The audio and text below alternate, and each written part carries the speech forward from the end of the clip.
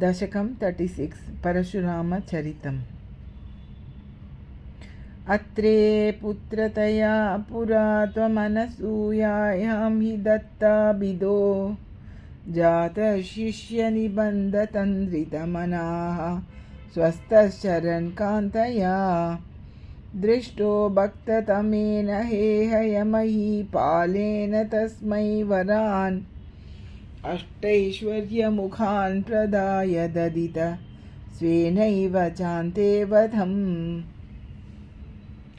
सत्यं कर्तुमतार्जुनस्य च वरं तच्छक्तिमात्रानतं ब्रह्मद्वेषि तदाखिलं नृपकुलं हन्तुं च भूर्मेर्बरम्। सञ्जातो जमदग्नितो भृगुकुले त्वं रेणुकायां हरे रामो नाम तदात्मजेष्वरज पित्रोरदासम्मदम्। लब्धाम्नाय गणश्चतुर्दशवया गन्धर्वराजे मनाक् आसक्तां किल मातरं प्रतिपितुः क्रोधाकुलस्याज्ञया ताता ज्ञातिकसोदरैः सममिमां चित्वा शान्तात् पितुः तेषां जीवनयोगमापितवरं माता च ते दाद्वरान्। पित्रा मातृमुदे स्तवा हृतवियद्धेनोर्निजादाश्रमात् प्रस्थायात भृगोर्गिरा हिमगिरौ आराध्य गौरीपतिम्। लब्ध्वा तत्परशुं तदुक्तदनुजच्छेदी महास्त्रादिकं प्राप्तो मित्रमताकृतव्रणमुनिं प्राप्यागमश्वाश्रमम्।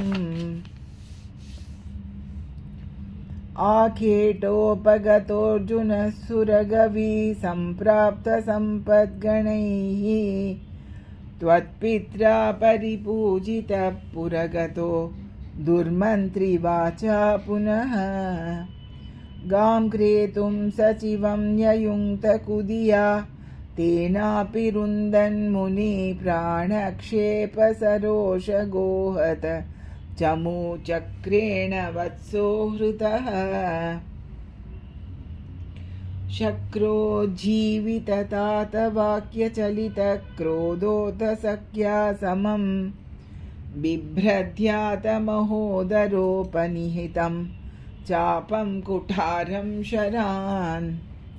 आरूढः सह वाहयन्त्रिकरथं माहिष्मतीम् आविशन् वाग्भिर्वत्समदाशुषि क्षितिपतौ सम्प्रास्तुता सङ्घरम्।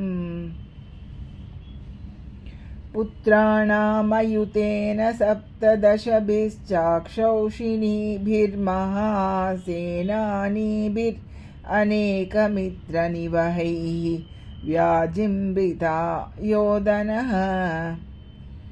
सद्यस्त्वत्ककुठारबाणविदलन्निःशेषसैन्योत्करो भीतिप्रधृतनष्टशिष्टतनयः त्वाम् आपत्तद्देहयः। लीलावारितनर्मदा जलवलत् लङ्केशगर्वापः श्रीमद्बाहुसहस्रमुक्तबहुशस्त्रास्त्रं निरुन्दन्नमुम्। चक्रे त्वय्यत वैष्णवेऽपि विफले बुद्ध्वा हरिं त्वां मुदा ध्यायन्तं चितसर्वदोषमवधीः सोगात् परं ते पदम्।